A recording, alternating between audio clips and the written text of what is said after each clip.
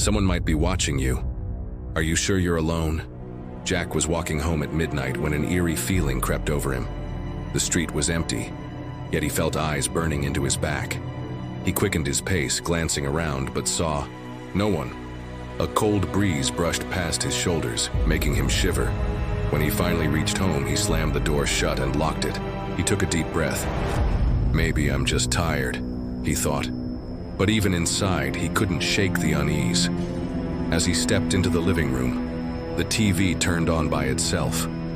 The screen was filled with static, crackling noises echoing through the room. Jack grabbed the remote and pressed the power button, but the screen wouldn't turn off.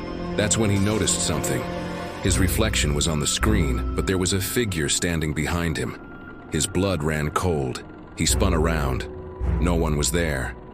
But the reflection on the TV remained, and the figure, it moved.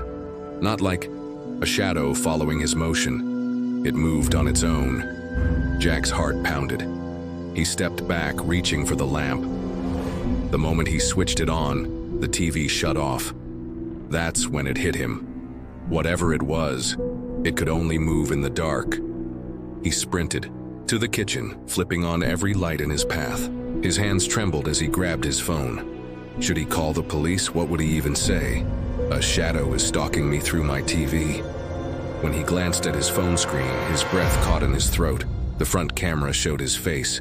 But behind him, the figure was there again. This time it was closer. Its head hovered right over his shoulder. Jack screamed, dropping the phone. He bolted to the bathroom, slamming the door shut.